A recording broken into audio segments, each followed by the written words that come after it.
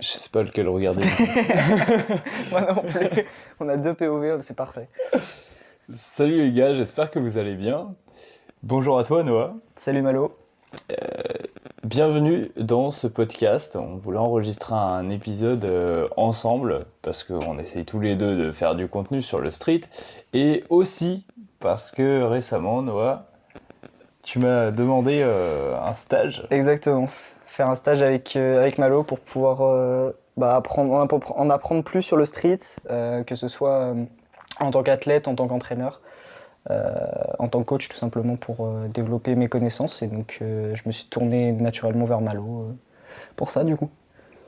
Et donc ton objectif à travers ce stage, c'est apprendre à vivre du street, si j'ai bien compris. Ouais, c'est ça. Apprendre, on va dire, quand tu t'orientes vers un coach, en général, tu t'orientes plutôt pour le côté athlète. Et là, je me suis dit que c'était intéressant aussi, moi qui veux me lancer dans le coaching, de voir un peu l'envers du décor et comment tu t'organises en tant que coach pour essayer de vivre uniquement du street et pas avoir un taf à côté qui te plaît pas forcément, quoi. Et ben ça tombe bien parce que c'est justement le sujet du jour. Donc on compte aborder deux thèmes dans ce podcast et on le retrouvera probablement en deux parties. Donc une première partie sur ma chaîne et une seconde sur la chaîne de Noah. Ouais, La première, les réseaux sociaux ouais, et l'impact que ça a sur le street. Donc comment le street il évolue à cause de ça ou grâce à ça.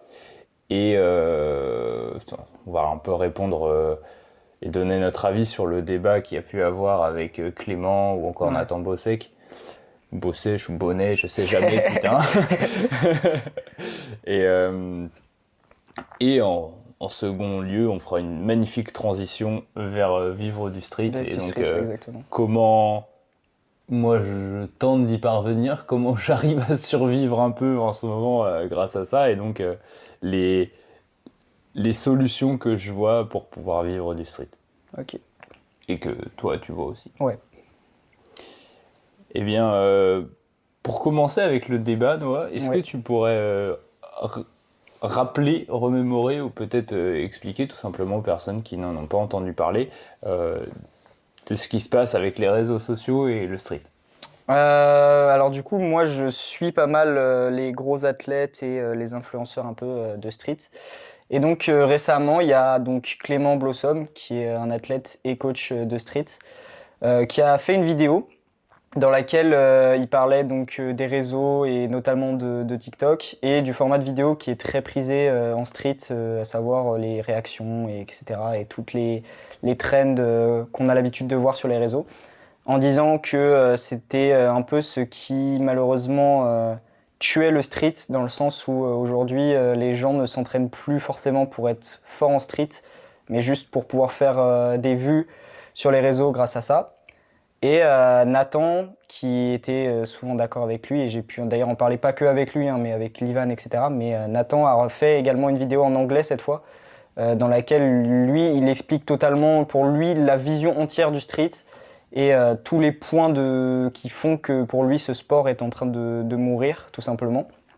Et dans laquelle il pousse notamment les nouveaux athlètes à se lancer et pas à chercher à faire justement du contenu comme on voit partout, mais simplement à créer le contenu qui eux leur plaisent et à pousser les gens à remettre de la diversité dans le street et pas juste copier bêtement les athlètes qu'on voit sur les réseaux, quoi. Alors, tu me disais que c'est bien que tu commences par exposer les points de vue de Clément et Nathan, qui Ouais. sont probablement les premiers à en avoir parlé. Euh, Tu disais que Nathan, il expliquait que les athlètes qui avaient déjà fait leurs preuves pouvaient se permettre de faire des vidéos comme ça parce que bah, pour eux c'était le moyen d'en vivre. Mhm. S'ils font des réels Instagram à plusieurs milliers, millions de vues, bah, ça leur permet d'avoir des revenus et donc de vivre du sport. Donc ça peut se comprendre. Et il disait aux autres, aux personnes qui commencent ou qui ont moins de performance, de se concentrer davantage sur faites-vous un physique et ensuite vous pourrez faire de la merde ou essayer d'en vivre. Mm. Toi, qu'est-ce que tu penses de cette vision-là? Bah, je suis, on va dire, d'accord avec lui et en même temps, je le trouve assez indulgent avec les athlètes. On va dire que je suis d'accord avec lui parce que pour moi, effectivement, l'essence même du sport, c'est de s'améliorer et tu t'améliores pas pour être fort sur les réseaux, tu t'améliores pour être fort, en fait, tout simplement. Et, euh, et je pense qu'il y a vraiment quelque chose de malsain à vouloir absolument percer sur les réseaux. Les gens aujourd'hui veulent vraiment, c'est la course à celui qui fait le plus de vues et celui qui veut créer le contenu le plus visible possible et plus vraiment à qui va se donner le mieux à l'entraînement et être le plus fort possible. Et je trouve ça un peu dommage et on a perdu pour moi le côté street d'il y a quelques années où, enfin moi je pense, quand je pense au street, je pense au genre Rasso Outsiders à Annecy où c'était des perfs de malades avec une ambiance de fou, mais parce que le niveau de street était absolument colossal par rapport à ce qui avait été connu avant. Même ISN cette année, c'était pareil, c'était un niveau de malade mental. Et c'est ça le vrai street en fait pour moi, et c'est pas juste tu fais une planche d'oie en plein milieu du centre commercial et t'as tout le monde qui se retourne parce que ils se demandent c'est qui le Gugus au milieu, quoi. Donc en ce sens-là, je suis d'accord avec Nathan. Pour moi, on a tous, en tant qu'athlètes et surtout les nouveaux, une remise en question à faire là-dessus. Il faut arrêter de vouloir copier absolument les autres, même si je pense que c'est un point à nuancer parce que d'un autre côté, les gros athlètes ont aussi leur part de responsabilité, comme tu le disais, Malo. Comme on avait pu en discuter, c'est que bah, logiquement, quand tu es un gros athlète, je pense à Livan, je pense à Ilyes, je pense à tous ces mecs-là qui ont une grosse commu et qui sont généralement des gens qui sont adulés et qui sont pris comme exemple. Bah, c'est à eux aussi pour moi de se montrer justement exemplaires et d'aller chercher et à faire du contenu plus qualitatif. C'est-à-dire que certes, oui, on comprend le côté oui, je veux vivre des réseaux, je veux vivre du street, etc. Donc oui, le street est à... Enfin, le contenu qu'ils font est à faire parce que c'est leur manière effectivement de gagner leur vie. Mais d'un autre côté, je trouve qu'il faut aussi suivre ses idées et il faut créer le contenu qui est en lien avec ses idées. Et par exemple, Livan le fait très bien avec son contenu YouTube ou même son nouveau compte Insta, livan.skills. Et là, c'est pour le coup du contenu du vrai street qu'on veut voir. Et effectivement, comme il le disait, bah, ce contenu-là ne perce pas du tout et son compte ne monte pas. Alors que pourtant, c'est là où il affiche les meilleures performances. C'est ça. C'est parce que pour pouvoir vivre du street, il faut toucher une audience plus large que simplement les streeteux. Pour pouvoir vivre du street, dans l'optique, je fais des vidéos sur Insta et le fait que ce soit vu, bah, ça me rémunère via la publicité. Enfin, pas via Insta du coup, mais via TikTok ou les autres réseaux sociaux qui permettent de rémunérer directement. Donc, moi, je peux comprendre qu'il y ait des vidéos qui soient faites par-ci par-là. Comment dire? Je peux comprendre qu'on copie ce qui se fait dans les autres domaines et qu'on prenne les musiques qui marchent le mieux sur TikTok, que tu prennes la tête de troll, là, ça m'horripile, mais que tu prennes ça. Que tu prennes ça parce que ça marche bien et parce que tu veux faire des vues pour en vivre, ouais, ok. Mais que après ces athlètes-là se plaignent d'être copiés, je trouve ça un peu malvenu de leur part parce que l'être humain, depuis la nuit des temps, il fonctionne comme ça. Il y a des personnes qui sont des meneuses et qui sont inspirantes et il y en a d'autres qui suivent tout simplement parce que pour te construire, on dit souvent que tu es la moyenne des personnes que tu côtoies le plus. Et si on appelle ça des influenceurs aussi sur les réseaux sociaux, c'est pas pour une bonne raison. Donc, l'image, enfin le street est construit par les personnes qui sont les plus influentes dedans en soi. Donc, les gars, ouais, vous essayez d'en vivre. Comme vous l'avez vu, c'est plus dur d'en vivre en essayant juste de poster des perfs ou en postant du contenu qui peut-être vous ressemble plus. En même temps, je trouve ça plus noble, personnellement. Donc, je pense qu'avec du partenariat, comme on peut déjà le voir, etc., il est possible de vivre du street en apportant des connaissances. Enfin, il y a plein de manières différentes d'en vivre. Et les réseaux sociaux ont permis au street de se faire connaître et ont permis au street de se développer énormément jusqu'ici. Ces dernières années, ça se développait beaucoup via YouTube, ça a explosé avec le confinement, Instagram et TikTok. Mais ouais, ça commence à se faire connaître dans le mauvais sens du terme. Genre, je pense que les gens ont un peu leur claque de voir, comme tu dis, de voir des personnes lâcher des two-finger planches au milieu des centres commerciaux Enfin, ouais, ça fait bizarre. Ben, il y a ça, et puis je trouve qu'il y a un côté un peu malsain dans le street aujourd'hui, chez les gros athlètes en particulier, ils sont forts, mais ils veulent pas. Enfin, il y a le côté, vu qu'ils veulent en vivre, ils divulguent pas trop leurs connaissances, etc. Je dis pas que c'est tous les athlètes, je dis que certains sont, on va dire, assez fermés à la discussion. Encore une fois, c'est aussi aux personnes qui les abordent d'être polis, parce que je sais, et pour l'avoir déjà vécu, la plupart des gens, c'est juste, ils t'envoient un message en mode ouais, aide-moi pour ça. Et ils disent même pas bonjour, Ouais. etc. Donc il y a une manière d'aborder les gens, effectivement. Mais d'un autre côté, je trouve que les connaissances qui sont données gratuitement, alors encore une fois, je ne vise pas tous les athlètes, mais les connaissances qui sont données gratuitement sont vides et sont pauvres sur le street. En tout cas, les connaissances techniques, tout ce qui va être théorie de l'entraînement, comme tu le fais, c'est très bien et ça aide les gens, mais tout ce qui est sur les points techniques, etc. Je pense à des gars enfin, je sais pas, on voit plein de tutos de 5 étapes pour avoir le front lever, machin. Et ces tutos-là, c'est vide de sens, il faut arrêter d'en faire. Au bout d'un moment, on sait très bien, tout le monde sait dans le street que c'est pas comme ça que tu apprends le front lever ou que tu apprends la planche, en fait.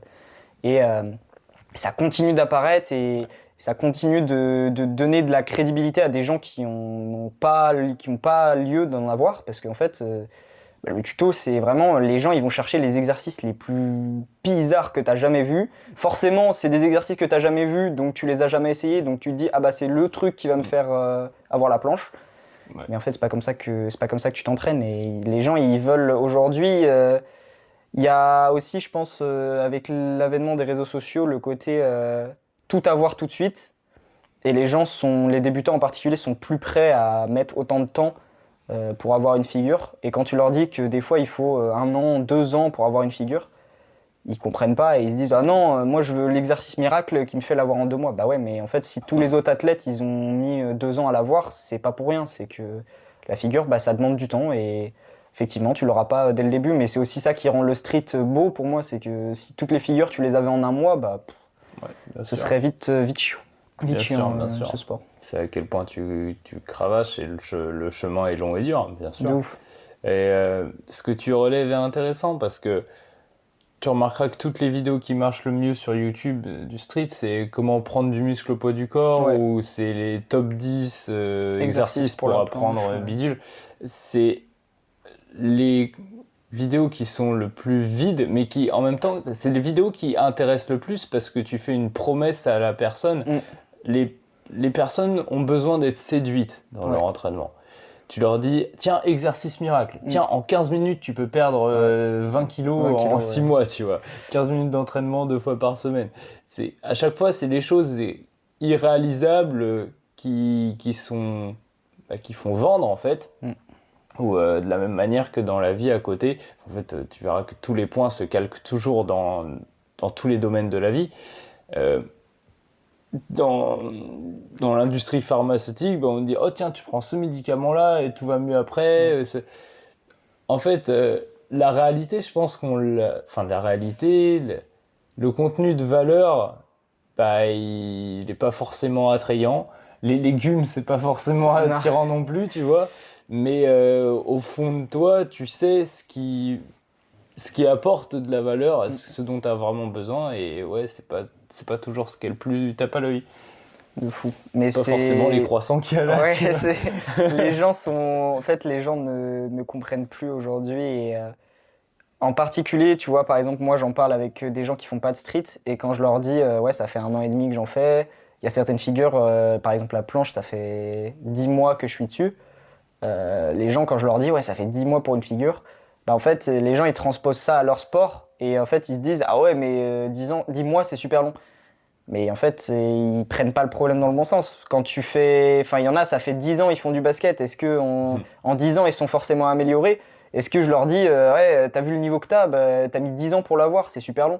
Et non, parce qu'en fait, ça fait 10 ans qu'ils en font, ils se sont jamais dit, ah tiens, dans 10 ans, j'aurai ce niveau-là. Et. Enfin, il y a pas ce problème-là. Mais en fait, en street, c'est ultra. Enfin, c'est le temps d'obtention d'une figure, ça matrix tout le monde, alors qu'en fait, on s'en fout. Genre, faut arrêter de. Il y a des gens, ils vont mettre 6 mois, il y a des gens, ils vont mettre 1 an et pour la même figure et on s'en fout en fait. Faut arrêter d'aborder le street comme quelque chose enfin, pour moi, il y a un aspect compétitif, mais c'est un aspect compétitif envers soi-même en fait. Il faut arrêter de se comparer aux autres. La plupart des gens, moi, ce qui m'horripile le plus, c'est les questions de t'as mis combien de temps pour avoir la planche, tu fais quelle taille, quel poids. Ouais. Et c'est en gros, ah ouais, mais vas-y, moi je fais 2 kilos de plus et je fais 1 centimètre de plus. Ah, c'est sûr, je vais mettre 10 mois de plus. Bah non, en fait, faut arrêter de se comparer aux gens comme ça. En fait, Je sens que ça te prend au trip. mais ce non, mais sujet. en fait, c'est énervant parce que les gens se brident tellement mentalement. Et c'est nul parce que vous pouvez tellement tous être beaucoup plus forts. Et pour moi, le street, enfin, moi, je suis un exemple de pas être forcément une génétique archi folle. J'ai des potes à moi qui sont bien plus forts que moi, ils ont moins de temps de pratique et ils s'entraînent beaucoup moins. Et voilà, et pourtant, je suis arrivé, j'ai ma full planche, j'ai commencé à avoir un bon niveau en front. Et pourtant, mais c'est juste de l'entraînement en fait. Faut arrêter de se dire, si vous commencez à vous comparer aux autres et à vous dire, ah ouais, mais moi je suis plus lourd, je suis plus grand, etc., bah en fait, ça devient une excuse pour tout. Et c'est pas une excuse en réalité. Les gens qui se disent, ouais, je suis plus fort et tout ça, mais ouais, mais dans ce cas-là, regardez les gars comme je sais pas, Kevin Coutreau. C'est Kev sur Insta, bah, le mec il fait peut-être 1m80, 1m85, il a un niveau en agi de fou, il a sa foule. Enfin, faut arrêter de se comparer aux gens. On pense à Kalis Rama, il est top monde en planche et le mec il fait 1m80 et 77 kilos. C'est un monstre physique par rapport aux gens dans le street. Ça l'a pas empêché d'être top monde. Donc il y a l'avènement des réseaux sociaux, pour moi ça a créé ces climats toxiques de comparaison et à la fois je veux exister le plus vite possible et à côté de ça je me compare aux autres et je me trouve nul tout le temps quoi. Ouais, je suis d'accord sur cet aspect. On se compare aux autres et j'en parlais avec un de mes élèves l'autre jour, big up à Michael, qui disait que il y avait plein d'athlètes forts qui postaient de leurs performances et qui disaient pas clean, bad form, moche. Et C'est le fléau du street. Ouais, il a vraiment appelé ça un fléau. Et là, pour le coup, je suis 100% d'accord avec lui. En fait, d'un côté, tu vas avoir quelques personnes qui vont dire non, mais c'est important. Quand tu veux forcer, bah, tu peux pas te concentrer sur ton exécution. Donc, si tu forces vraiment, bah, ce sera forcément moche. Tu vois. Mais bon, si tu forces le moche de quelqu'un qui a 15 presses et le moche de quelqu'un qui a 2 presses, c'est pas le même. C'est pas la même chose, effectivement. Mais c'est horrible parce que c'est de la fausse humilité, en fait. C'est la personne qui dit oui, bon, c'est pas parfait, vas-y, casse les couilles, quoi. C'est la meuf qui vient te voir quand t'es en 5e en art plastique et t'as fait un putain de dessin, tu vois. Elle est là, oh, regarde, c'est trop moche. Toi, t'es avec ton bonhomme bâton. Ouais, c'est exactement ça. Tu te sens trop nul. Oui. Donc, c'est vraiment, c'est horrible et je pense que ça nuit énormément à la communauté. Moi, je trouve que jusqu'ici, la communauté street était fantastique, mais plus ça va, plus ça se dégrade. On est moins dans l'acceptation de tout le monde comme ça l'était avant. Ça se voit dans les rassos aussi. Ouais, ça se voit dans les rassemblements. Ça se voit partout, en fait. Même les réseaux dans les rassemblements, tu vois que les personnes viennent pour faire leur post. Elles sont avec leurs écouteurs en rasso. Putain. Bah, tu mets tes écouteurs pour faire ton combo à la rigueur si la musique te plaît pas, ok. Mais il y en a, ils sont avec leurs écouteurs tout le rasso, quoi. Ils parlent pas aux gens, ils sont là pour se filmer, ils restent dans leur coin avec leurs potes, ils discutent avec personne et je trouve ça. Moi, les premiers rassos que j'ai fait, limite, ça m'avait même plus envie de donner l'envie de refaire des rassos parce que moi, j'avais vu des rassos, bah, je pense à Outsiders par exemple, ou même le rasso NS à Annecy. Pour moi c'était trop bien, fallait que j'y aille absolument, ça avait l'air incroyable et tu vas dans ton premier assaut, t'as tout le monde qui est dans son coin par petits groupes. En fait c'est pas un rasso, c'est juste tout le monde s'entraîne un peu ensemble mais en même temps il n'y a pas de discussion et tout et c'est pour ça que bah, par exemple moi je pense à Livan. Pour moi Livan il est sur ça, c'est un modèle parce que le mec il vient à tous les rassos. Même quand il vient pas s'entraîner, l'autre fois au rasso de Jules, le 12 là à Rennes, bah, il n'est pas venu s'entraîner, mais il est passé. Il est venu, il a dit bonjour, il est venu discuter avec tout le monde. Même s'il venait pas s'entraîner, c'est pas grave, il vient pas forcément faire du street, mais il donne de la force, il vient, il est présent. Et ça, je trouve ça exemplaire pour ce côté-là. Ouais, c'est motivant même pour les personnes qui commencent. C'est vraiment cool parce que c'est bien, jusqu'ici, on a relevé pas mal de problèmes, Mm. mais je pense qu'il faut essayer d'apporter des solutions aussi. Ouais. Et je trouve que les rassemblements qu'a pu organiser Jules, par exemple, sont Mm. top, parce que Jules, à chaque fois, il s'arrange pour qu'il y ait Théo qui passe, et donc il y ait de la Red Bull, La Red Bull pour tout le monde. ouais. Il achète de l'eau en avance, il fait des gâteaux. Mm. Ça, c'est une ambiance Ouais, conviviale c'est que l'ambiance du j'aime street. dans le street, Ouais, de tu ouf. vois. Et puis, il y a des conseils qui sont donnés spontanément. Mm. Moi, à chaque fois, je ramène mon Polaroid pour qu'on puisse prendre des photos et de qu'on fou. reparte tous avec des souvenirs, tu vois. Ouais, ça me coûte... La pellicule coûte 1 euro, tu vois. Mais c'est pas grave, tu t'en bats les couilles, ça fait plaisir à la personne. Ouais. Tu sais qu'elle va repartir avec un bon souvenir. Et je pense que c'est vraiment important de donner Mm. Sans sans vouloir recevoir. vouloir recevoir, Ouais, de mais fou. si tu donnes énormément, en fait, il y a toujours un Mm. équilibre qui se fera et tu recevras des choses, en fait. Il y en a certains qui appellent ça le karma, mais tu appelles ça comme tu veux. Dans Ouais. tous les cas, c'est vrai, c'est un phénomène Mm. qui est indéniable, qui se passe. Donc je pense que ouais, le fait de donner, de créer des événements à son échelle, d'essayer de faire des trucs, tout simplement, c'est une bonne chose. De fou. Bah, c'est pour ça que moi, par exemple, depuis le début d'année, là, je commence à m'investir beaucoup plus dans le street parce que, en fait, il est jamais trop tôt pour commencer, et il est jamais trop tard non plus. Et en fait, je m'étais dit, je suis passé par plein de phases. L'année dernière, j'ai créé une formation gratuite sur le front, qui a pas du tout marché. Après, je me suis dit, bah, je lance mon coaching, pareil, ça n'a pas marché. Et au final, tu te lances, tu te dis, je suis passé par la phase où je me suis dit, bah, je suis pas légitime, c'est pas grave, je vais attendre d'être plus fort, etc. Sauf qu'en fait, bah, au final, il faut juste se lancer et pas avoir peur. Et je l'ai fait. Ça m'a rien coûté parce que c'est pas comme si je m'étais lancé en mode j'avais créé, je sais pas, un shop en ligne à payer 30 balles par mois pour un shop ou ce genre de truc. C'est quelque chose qui est gratuit, c'est du contenu qui me coûte rien à faire, mais qui est fait. Actuellement sur mon compte, c'est disponible. Le coaching est mis en ligne. Vous pouvez tous ceux qui regardent les vidéos, si vous êtes intéressés, vous pouvez tous le venir. Et voilà, en fait, faut juste se lancer. Et c'est pareil dans le street. Tous ceux qui me demandent, ouais, faut combien de temps pour apprendre la planche, ben en fait, juste essaye et puis tu verras. Et il y en a, en fait, il y en a, ça fait 2 mois, ils sont sur la tuck. Et ça se trouve, il lancerait une straddle et il la tiendrait 2 secondes. Bah, je pense qu'avec les réseaux sociaux, on en a suffisamment dit, donc je vais conclure un peu sur le sujet, et ça va nous faire une belle transition vers vivre du street. Pour moi, les réseaux sociaux ne sont pas un mal en soi parce qu'ils ont énormément permis à la discipline de se diffuser. Ça fait partie de la discipline en soi, mais tout dépend de l'intention Ouais. qu'on va mettre derrière. Si ton intention c'est d'être égoïste et donc de proposer du contenu qui est juste fait pour faire des vues mais qui n'apporte rien aux autres, je vois pas l'intérêt. En revanche, mais c'est compréhensible. mais c'est compréhensible si tu veux en Si tu vivre. veux en vivre, de toute façon, je pense que tu es obligé de le faire, malheureusement. Et le problème, c'est que, effectivement, vu que c'est une passion et qu'aujourd'hui on est beaucoup enfin, je ne vais pas dire que c'est une trend, mais je trouve qu'il y a eu un gros shift avec justement l'avènement des réseaux sociaux et les gens se disent de plus en plus, j'aimerais vivre de ma passion. Je pense aujourd'hui aux gens, trouver un job alimentaire, c'est beaucoup moins dans la tête des gens plutôt que de trouver un taf qui leur plaît vraiment, tu vois. Ouais. Et du clairement. coup, je pense que c'est aussi ça qui fait que les gens se mettent à vouloir buzzer sur les réseaux via le street, c'est parce que bah, c'est la manière la plus simple pour en vivre, pour espérer en vivre. Et tu contactes une marque avec, comme moi là actuellement sur Insta, j'ai à peine 300 abonnés, bah, ils vont me dire dégage. Et si j'en ai 5 ou 6 000, ça va pas forcément leur apporter plus de ventes parce que l'audience, elle est pas forcément mieux.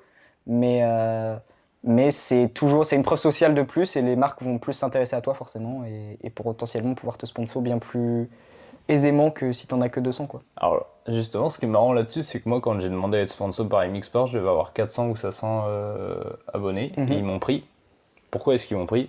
Parce que je faisais du contenu qualitatif sur YouTube et j'ai sorti Bible of Static. Ouais. J'ai juste dit, Mais voilà, votre marque, elle me fait kiffer, j'ai envie de ça. Et même si j'avais pas beaucoup de notoriété, on va dire, ils aimaient bien la qualité du contenu que je faisais. Donc ça, encore une fois, ça nous fait une transition douce vers le vivre du street. Ouais. Mais comme ils aimaient bien ça, ils ont dit ok, on est chaud, on suit avec toi et maintenant je suis co-gérant de la marque, quoi. Je suis d'accord. Donc il y a- Faut ouais, se pencher sur la qualité de ce que tu fais. Les gens aujourd'hui, vraiment, si on peut apporter une solution au problème actuel des réseaux, c'est au-delà des conseils classiques qu'on vous donne, et je pense à Nathan quand je dis ça, qui vous dit trouvez votre style, etc. Trouver votre style, c'est ultra vague en fait. Tu peux pas trouver un style dans le sens où aujourd'hui, le truc c'est que tu regardes les perfs actuels, t'es obligé à un moment de faire comme les autres. Je veux dire, le street est ce qu'il est. Une pull-up, c'est une pull-up. Un touch, c'est un touch. Et tu peux pas apporter ton style à une figure de base, hormis pour moi donc tout ce qui va être vestimentaire, etc. Mais ton style à toi, c'est à toi de le créer, mais ça vient avec le temps. Mais par contre, ce qu'il faut faire, c'est faire le street qu'on aime, faire les figures qu'on aime, pas se, pas se bloquer à vouloir faire absolument du street putaclic, entre guillemets, de planche deux doigts, etc. Si vous aimez pas la planche, faites pas de planche. Il y en a plein qui me disent ouais, je veux m'entraîner mon front lever, mais j'aime pas ça. On fait pas en fait. Pourquoi tu veux entraîner le front lever si t'aimes pas la figure? Va faire, je sais pas, si t'aimes le handstand, va faire du handstand. Si t'aimes la planche, va faire de la planche. Arrêtez de vous bloquer à vouloir absolument une figure qui vous parle pas. Si ça se trouve, dans 5 ou 6 mois, vous allez vous dire ah bah oui, maintenant le front, j'aimerais bien l'avoir. Ok. Mais sinon, enfin je sais pas, dans n'importe quel autre sport, vous n'allez pas vous mettre à faire un exercice ou un truc comme ça alors que ça vous plaît pas, quoi. bah, voilà, tu l'as dit, et d'ailleurs ça m'étonne de ma part que j'ai toujours pas parlé de ça parce que d'habitude c'est mon sujet préféré. Ouais, le street est super redondant là-dessus. On voit que des planches et que du front. Ouais. Donc, même si on peut avoir l'impression que tout a déjà été fait, c'est un peu ce que tu me disais l'autre jour, en planche et en front, tout a déjà été fait. Moi, je suis sûr qu'il y a encore plein de transitions à trouver. T'as juste à faire un rasso avec moi, tu vas voir, t'as inventé des trucs en back lever, ou en front, en planche, que t'as jamais vu. Notamment juste dans le choix des agrès, dans les anneaux, comme tu l'as dit, tu peux varier le style vestimentaire. Si ton truc c'est quand même faire des vidéos de performance, bah il y a le choix des musiques, le choix du montage, il y a aussi plein de choses à varier là-dessus. Mais bah justement, j'ai sorti un dislocated de back lever, va voir ça, va voir le dislocated back lever. Tu vas kiffer, tu vas découvrir d'autres trucs. Mais ouais, cet aspect créativité du sport, c'est vrai qu'il manque un petit peu. Ouais. Je pense que... Parce que, et ça en revient au réseau, parce que les gens copient tout simplement les gros athlètes. Et aujourd'hui, quelqu'un comme toi qui est énormément créatif et qui touche à tout, on va dire, tu touches à tout, et en particulier tout ce qui va être handstand, etc. C'est pas les gens, comme t'as pas de notoriété, parce que en gros sur YouTube, t'es à combien d'abonnés actuellement? J'arrive aux 2000, tranquillement. Donc 2000 abonnés. Sur Insta, t'es à 800 et quelques. Ouais. Donc au final, comparé à un Livan qui a 250 000 abonnés, ou l'Iliès qui a presque 200 000, etc., c'est dérisoire en fait. Donc les gens, tu n'as pas cet impact que les gars ont et les NS ont. Après, en France, on est aussi une communauté très orientée force, je trouve. Là où en Espagne, par exemple, c'est très agi. Donc on vit aussi avec la communauté qu'on a, mais effectivement, les gars, il faut se diversifier et il faut arrêter de se brider à vouloir absolument faire des trucs qui vous plaisent pas. Ouais. Le street, c'est justement le côté freestyle et ça s'appelle freestyle pas pour rien. Et que du coup, c'est freestyle parce qu'il faut faire ce qu'on aime, etc. Et tous les gens, moi, il y en a plein qui sont venus me voir. Ah ouais, tu fais des compètes, mais tu fais pas d'agi. Bah non, je fais pas d'agi et j'aime pas ça, ça me parle pas, j'ai pas envie d'en faire. Pourquoi j'irais me mettre à en faire pour aller gratter 3 points dans une compète, tout ça? Non, je préfère perdre et montrer ce que j'aime et montrer moi ce qui me fait kiffer plutôt que aller en compète et faire 2-3-6 et un passage de barre et être content parce que t'as gagné la compète. Ouais. Exactement, j'ai cette même mentalité. Alors, même si de nos jours, la définition de la performance, c'est être fort en planche et en front, être endurant dessus. Ça veut pas dire que ça veut pas dire que ce sera encore le cas demain. Non. Je pense qu'il si on veut pas que le street devienne de la gymnastique, parce que regarde dans les années 1900, les vidéos de gym, enfin pas 1900 du coup, mais les premières vidéos de gymnastique ou de photos et autres que tu pourras trouver, c'était du street. Ouais, vraiment. Les mecs, ils faisaient des muscle-up, tout était fait à l'arrache, il n'y avait pas de critères, etc. C'est vraiment super marrant de voir qu'il y a 100 ans, la gym, c'était du street. Ouais. Et là, le street est en train de devenir de la gym. Donc, si on ne veut pas perdre l'essence de ce sport de rue et de ce sport freestyle, pour moi, il faut garder en tête la diversité.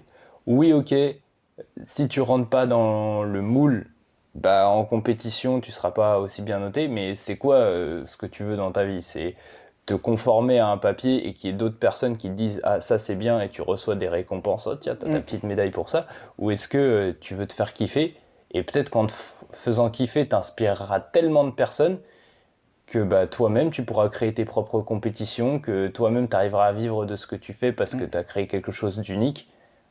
Moi c'est plus ma philosophie, tu vois. Je suis Je me dis totalement que si personne sort des clous, bah, ça va juste te conformer de plus en plus. Et donc, ouais, les choses n'avanceront pas. On va se retrouver avec, dans les rassos, soit des planches, soit des frontes, et plus de handstand, plus de one arm, plus de rien du tout. C'est les retours qui reviennent lorsque tu as les darons qui regardent. Ouais, totalement. C'est moi ma première compétition, mes parents sont venus et à la fin de la compète, ils m'ont dit ah ouais, c'est toujours la même chose la force. Bah ouais, un peu, effectivement. Et même moi, qui ai fini là cet été, j'ai participé à la compétition à Morlaix. Et effectivement, c'est d'un chiant à mourir, mes combos. Et je regarde mes edits Insta des passages que j'ai faits. Et effectivement, il y a un début de combo qui est sympa, parce qu'à chaque fois, je commence par les moves bons, tu vois, que je sais faire. Et ensuite, c'est front, back. Et voilà, c'est nul à chier. Et je ne veux plus jamais refaire ça en compétition. Donc, je m'entraîne pour, du coup, devenir plus fort là-dessus. Mais effectivement, la force est ultra redondante et il faut apporter absolument de la créativité. Et je vous dis pas de faire des trucs bizarres avec des grips chelous et je vous dis pas ça, mais simplement juste, enfin je sais pas, creusez-vous la tête et essayez de créer d'autres choses, faites de la diversité. Ça peut être essayer de davantage se synchroniser sur la musique. C'est Ouais, ça quelque peut être chose ça. qui est extrêmement fait en gymnastique et peu en street. Il y a plein de manières différentes en fait. Utiliser d'autres agrès. Les anneaux sont une possibilité infinie de figures. Et personne les utilise. Et ouais, on n'en voit pas. Mais le sol aussi, enfin. Le sol, pour moi, c'est la liberté ultime. Ouais, pour moi, c'est l'agrès ultime aussi. Je trouve ça génial de pouvoir me dire, tiens, aujourd'hui, je peux faire une séance juste avec du sol. Ouais. En soi, même quand j'ai commencé, je pouvais faire une séance avec du sol, tu vois. Tu commences avec une appli de base, là, qui te fait faire du gainage, des crunchs, des pompes, des trucs. Ben ouais, mais tu peux faire une séance juste avec du sol, en fait. Ouais. J'aime beaucoup cet aspect liberté et simplicité. Ouais. Mais tu veux péter ton crâne sur la créativité? Parce que mes parents m'ont dit Malo, c'est un peu chiant ce que tu fais, c'est redondant. Ah ouais? Je dis, les gars, mais... mes parents m'ont dit ça. Je dis, mais faut que je vous montre le reste des personnes de la discipline. Bah, en fait, mais tu vois, si moi je peux recevoir ça, et clairement, je me suis dit, ouais, ils ont raison. Genre, regarde même le break. Ouais, c'est tout le temps la même chose. Bah. On va dire que c'est encore une fois, pour moi, ce qui fait tout le temps la même chose, c'est le haut niveau, enfin le moyen haut niveau fait tout le temps la même chose, mais le bas niveau, non, et le très haut niveau, non. Ouais. Mais parce que ça vient avec la maîtrise. Et aujourd'hui, les gens, enfin, même moi je le vois, et effectivement c'est compliqué, tu peux pas être créatif, et il faut être fort pour être créatif en fait. C'est-à-dire que la créativité, il y a de la maîtrise dans ça. Et en fait, quand je vois par exemple, vous allez me dire, ouais, mais Ilyes, il fait pas des pull-ups tout le temps la même chose, il fait des tours du monde, etc. Et ouais, mais sauf que Ilyes, il a 20-30 to touch, il fait des combos de 1 minute 30 que en front, sans s'arrêter. Donc effectivement, faut aussi remettre ça en cause. Quand on a 5 pull-ups et 2 secondes de touch, c'est pas de la maîtrise en fait. Donc être créatif là-dessus, oui, vous allez peut-être réussir à faire un tour du monde une fois, mais c'est bien, il faut le faire parce que c'est aussi ça qui vous apporte de la variété, etc. Et il faut essayer de faire ça, mais être créatif, ça vient aussi par la maîtrise et c'est pour ça que je vous dis, arrêtez de vouloir être fort sur les réseaux et soyez fort vraiment. Et c'est là que vous allez pouvoir justement vous démarquer sur les réseaux. En fait, la philosophie, elle est à apprendre à l'envers. Vous ne devez pas vous démarquer quand vous n'êtes pas dans la maîtrise, mais c'est en maîtrisant que vous allez pouvoir vous démarquer parce que justement, vous allez créer des nouvelles choses. Alors, ça m'intéresse ce que tu dis et je vais rebondir avec les féminines en compétition. Pour moi, les féminines ont toujours été bien plus créatives que les hommes, alors qu'elles avaient beaucoup moins de moves. Parce et tu que, vois, elles ont vachement moins de force. Ouais. Mais du coup, ce manque de force, elles le comblent avec la créativité. avec la créativité. Et malheureusement, les féminines sont en train de plus en plus de... Enfin, les passages de féminines sont en train de plus en plus de ressembler à ce qui se fait chez les hommes, en fait. Avec des back lever one leg ou des trucs comme ça, ce que je trouve encore plus terrible, en fait. Ouais. Bah, je trouve que le côté street féminin est stigmatisé. Dans le sens où aujourd'hui, si une fille elle n'a pas une straddle planche, elle est nulle, etc. Et c'est un peu... je trouve ça... que certaines filles, et encore une fois, je ne dis rien, mais moi par exemple, j'ai une élève actuellement qui est ultra motivée par le statique, bah, c'est parce que elle veut du statique. Donc pourquoi elle ferait pas de statique? Ok. Mais il y a plein de filles qui ont, je pense, des tonnes et des tonnes de trucs à apporter au street, mais dans le sens beaucoup plus créatif. Je pense à des variantes de handstand, je pense à de la souplesse, etc., qui sont des choses qu'on ne voit pas chez les hommes. Il y en a un qui me fait penser à ça, c'est Tennessee. Il a vraiment son style à lui. Et je pense les féminines, c'est un peu pareil, elles ont leur style. Et il faut qu'elles gardent ça. Les filles, s'il vous plaît, arrêtez de faire des planches et des back levers en street si c'est pas ça qui vous fait kiffer. Si vous aimez le statique, faites du statique. Mais si c'est pas ça qui vous plaît et que vous kiffez faire des combos de handstand et tout ça, on s'en fout que ce soit pas valorisé en compétition, on s'en fout si c'est pas la perf pure et dure. Faites ce que vous aimez. En fait, c'est ça le street. Faites ce que vous aimez absolument. Genre, c'est ça le message à retenir. Et les critères changeront pas. Non. De nouvelles compétitions ne se créeront pas si on ne change pas. Exactement, ouais. Si d'un seul coup, tu as plein de personnes qui se mettent à varier de ouf, bah, la créativité va rentrer beaucoup plus en jeu. C'est pour ça que moi, à mon échelle, j'ai pas créé de compétition à proprement parler, mais j'en ai organisé sur le serveur Discord en ligne. D'ailleurs, je pense que je vais en faire une dans pas longtemps. Et la créativité est vachement mise en avant. C'est génial ce qu'on voit. Et tu te rends compte que c'est pas les personnes qui sont les plus fortes, qui sont les plus créatives, c'est souvent même l'inverse. Oui, mais parce que tu compenses ton manque de force par la créativité. Et donc tu te casses le crâne dessus. Exactement. Donc il faut... Et pour en revenir au tout début par rapport au message de Clément qui parlait du coup des réseaux, etc. Clément, il dit que du coup, son point de vue là-dessus, c'est qu'effectivement, le TikTok a sa place, mais qu'il faut aussi chercher à être fort. Et voilà, il faut faire ce qu'on aime et chercher pas forcément à se montrer, mais juste d'abord à faire kiffer et à montrer le street qu'on aime. Et c'est ça, pour moi, le street à montrer, etc. Faites vraiment ce que vous aimez, faites les figures qui vous plaisent. Montrez qui vous êtes à travers le street et c'est comme ça que après vous allez potentiellement pouvoir vous démarquer. Et comme tu disais Malo, effectivement c'est pas en vous conformant à ce qui est fait déjà de base et que tout le monde fait que ça va changer et que le street va changer en fait. Parce que si on reste tous à faire des combos de planche et des combos de front, bah en fait les compétitions, les nouvelles compètes elles vont pas arriver. Alors que si on se retrouve avec des filles qui font des combos handstand de fou malade avec des variantes qu'on n'a jamais vues, des mecs qui se mettent à faire de la souplesse, je sais pas pourquoi, mais c'est leur kiff et ils se mettent à faire de la souplesse, etc. Bah, on va se retrouver avec peut-être une compète créative. Genre c'est pas de critères de force et juste les mecs ou les filles qui font les trucs les plus créatifs possibles, des trucs qu'on n'a jamais vus et vous êtes notés sur l'originalité. Si ça se trouve, il y aura une compète qui va être créée que comme ça. Et ça, c'est à nous de le faire bouger et c'est à nous, en tant qu'athlètes, de faire ça. Et je pense que ça vient aussi du contenu qu'on crée via les réseaux, du coup. Et moi, par exemple, je me suis lancé sur YouTube. Sur Instagram, j'ai supprimé tous les posts TikTok, etc. parce que c'est pas ce que je veux montrer. Et j'ai décidé que maintenant, les posts que je vais faire, ce sera du street comme j'aime, montrer ce que j'aime, ce que je fais, etc. Et si ça plaît pas, bah tant pis. Et si ça plaît, bah tant mieux.